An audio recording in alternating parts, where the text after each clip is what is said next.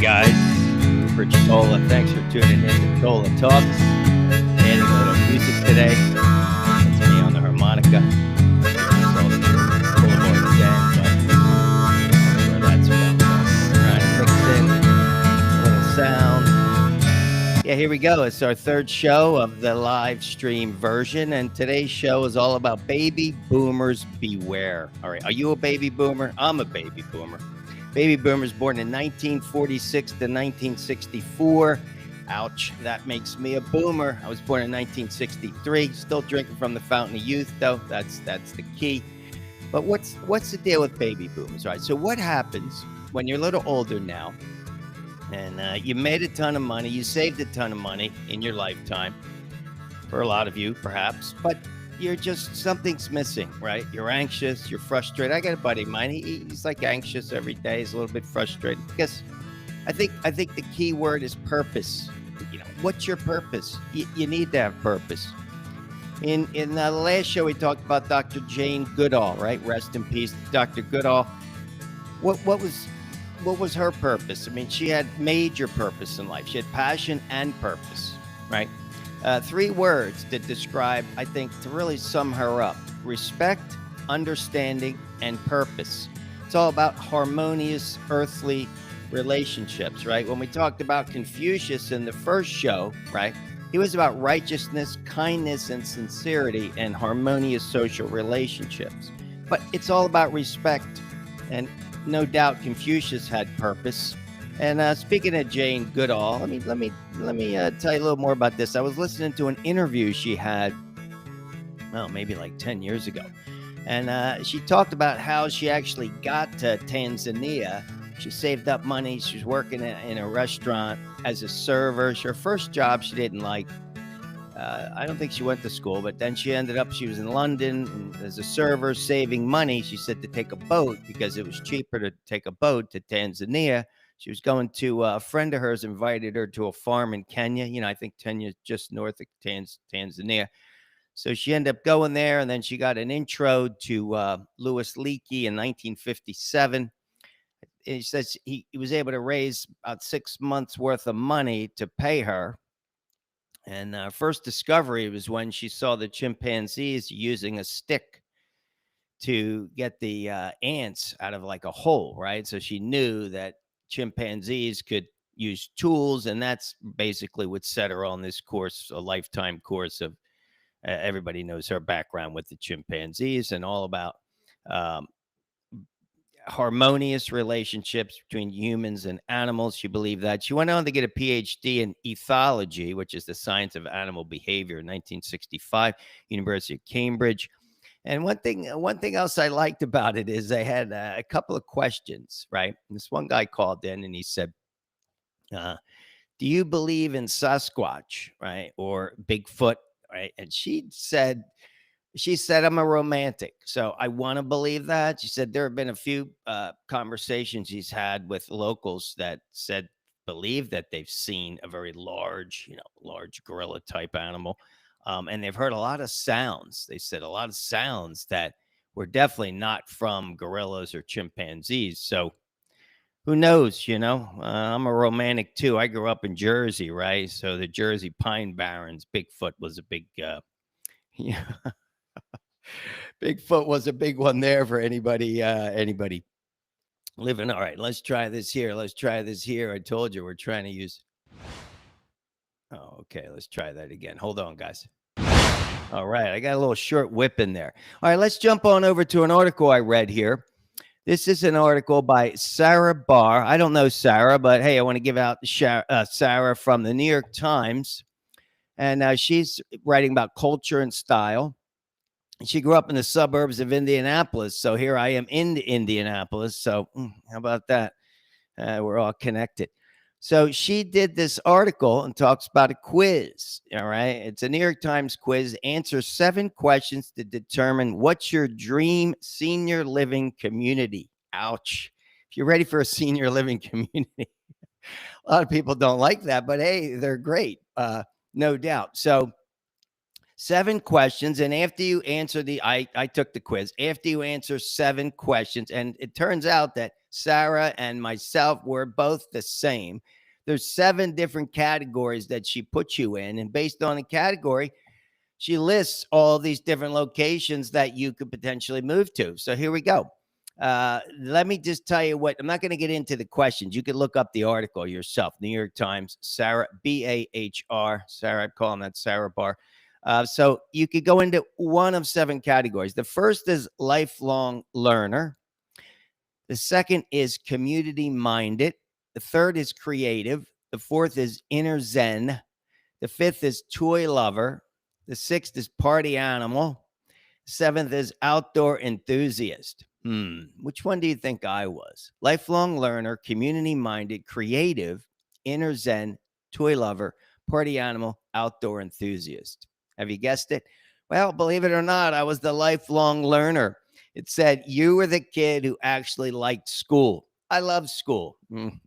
Talk a little bit about my book in a moment, but I did like school. So there's retirement communities for life, and Sarah's a lifelong learner. Kudos. There's retirement communities that are affiliated with a college or a university. There's 86 of them in the United States. One of them's you can go to Tempe, Arizona. I actually considered Tempe moving there. Greenville, South Carolina. You can go live near Notre Dame in Indiana or Penn State, because you basically could take classes. You could kind of do things with the university. Believe it or not, I wasn't the inner Zen, definitely not the party animal. Outdoor with all my back issues, I can't really do the outdoors anymore. But guys, go take that quiz and go find yourself a retirement community that fits your personality. All right. Thanks, Sarah. Good article. All right. Let's do this. All right. I like the whip. What are we talking about next? All right. Let's talk about this. Since we're talking about baby boomers, let's talk about strokes. All right. Anybody know anybody who's ever had a stroke? My grandfather died of a stroke. My mother's father. So that's very sad. Every 40 seconds, someone in the United States, probably a baby boomer, suffers a stroke. It's the nation's 5th leading cause of death, and it's a major cause of long-term disability, right? Can't be cured, but it's highly treatable. It's also largely preventable. They said 80% of strokes can be prevented. Plus, men are more likely to have strokes than women. Unfortunately, women are more likely to die if they have a stroke. And your stroke rate doubles after the age of 55. So for all you baby boomers out there, no doubt your stroke rate goes up. So there's many, many warning signs, as we know, and there's different treatments. You guys can look that up. Herbal medicine and acupuncture are 2 that I'm going to say. I love acupuncture. I've been doing that for years. So let's talk about how to avoid a stroke. All right. It's a bunch of things. Let's do the top 10 ways to avoid a stroke. 1, lower your cholesterol. Everybody seems to have to lower their I need to lower my cholesterol. All right. Avoid smoking. I know I don't do any of that, so that's good. Limit your alcohol. I don't drink at all. You guys know I've been sober for 18 years, so that's good. So again, lower your cholesterol, avoid smoking, limit your alcohol, do word puzzles, brain teasers, memory games. All these little things are good for you. And number 5, exercise. No shit. Exercise. I had a great workout today, guys. I did all 20 exercises that I do. I was there for about an hour. So again, I've had a really good day today. Number 6, mind-body practices like yoga and Tai Chi. I want to start taking Tai Chi and meditation. I mean, yoga and meditation, of course, that's my background. Tai Chi, I'm going to start. Number 7 is diet. Of course, fish, soy, fruits, vegetables, all the good stuff. Got to tighten up that diet, especially as you get older. Number 8 is nutritional supplements. Vitamins B, C, D, and E are all good. I take a vitamin D and a vitamin C. Number 9 is manage your stress. Okay. You get a lot of ways to manage your stress. You could go to counseling for that. You could do massage for that, but definitely got to bring the stress level down. That's crucial. And number 10, what is this one? Check this out. Floss daily. No kidding. They said you could reduce 22 to 44%. You could reduce your probability of a stroke by flossing daily. Man, that's pretty cool. I think everybody should. All right, let's jump right into movie talk. All right, guys. So, of course, I love movies. Which movie did I watch last night? Con Air. Let me tell you, this is another one of these. Remember Star Trek we talked about last time? Con Air from 1997, starring Nicolas Cage, John Cusack, John Malkovich, and Steve Buscemi. Of course, Danny Trejo's in there. Ving Rhames is in there. Monica Potter. She comes in at the end. Dave Chappelle does a little cameo.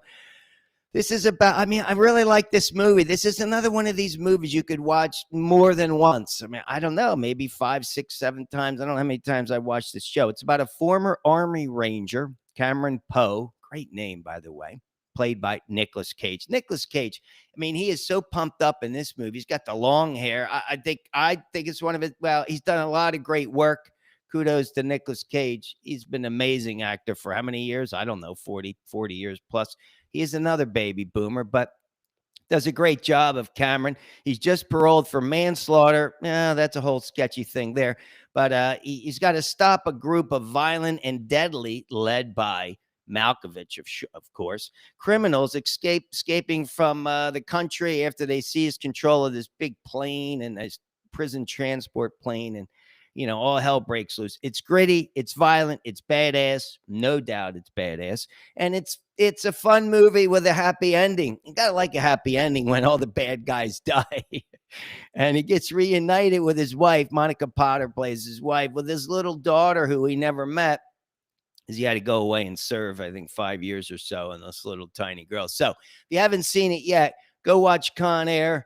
That's definitely a movie I'm going to recommend for today's. And let's see. Lastly, let's talk about this. I want to give a shout out to Taylor Swift. Aside from being amazing and everything she does, she's the bomb for sure. And all you Swifties out there, congratulations on the release of her 12th studio album, The Life of a Showgirl. Dropped, what was it, yesterday or last night or so?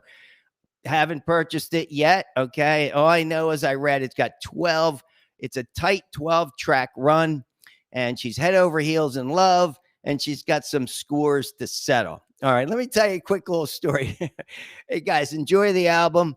But my favorite song, well, I don't know if it's a favorite song from Taylor Swift, but it's a song that I would play religiously when I taught yoga. Every class was Tim McGraw. I love that song, played that song. Everybody loved that song. But let me tell you a little cool story, right? So this is at the sort of end of my teaching career, substitute teaching career. It's about 2 years ago. I was teaching at this elementary school. I don't know. It was like third, fourth, fifth grade. I don't know. It was music class. So they put me in the music class. And what it was kids would come to me. All right. I had this room. Kids would come to me. And then the teacher, I think she's left, haven't watched watch a movie. But the kids are like, we watched the movie. Don't want to watch a movie. I said, I got a great idea. I said, let me talk about some artists like Taylor Swift that, for music. I said, if you have the passion for it, it doesn't really matter what the voice is. I played all these different artists. So I went to YouTube and I was like playing clips from songs. I started with Diana Ross and I went, I did Elvis. I was kind of like showing them like, it doesn't really matter what you said, what the voice is. If you have the passion and you can go for it, go for it. I said, I can't sing a lick, but hey, if you can. So, what happens is towards the end, right? Because I did it chronologically. I had Michael Jackson in there. It was awesome. And these kids loved it, right? So I put on Taylor Swift. Oh my God. Okay. I'm telling you, I put on Cruel Summer. All right. These kids screamed so loud. They were singing. I was like telling them, take it easy, take it easy. I had teachers lined up outside my door shaking their head. Like, what's this guy doing? These kids, I don't know how old are you in third or fourth grade? Taylor, you should be running for president. I know you could run for, 35? You could run for president now, but I'll tell you, 10 years from now, 15 years from now, without a doubt, Taylor Swift, I got to see you up there because these kids, like as if you were God. To them, you were the top. I couldn't control it. It got to be where I had to turn the video off. They were so loud, screaming, dancing, jumping around, boys, girls. Anyway, kudos to Taylor Swift, knocking it out of the park as usual. So there you go, guys. I got another one of these Tola Talks under my belt. I went back to the headsets, prefer those, hear a little better. But hey, hope you enjoyed it. This is number 193 in total for Tola Talks. So we'll be seeing you. And get your workout in as always, and have an awesome weekend.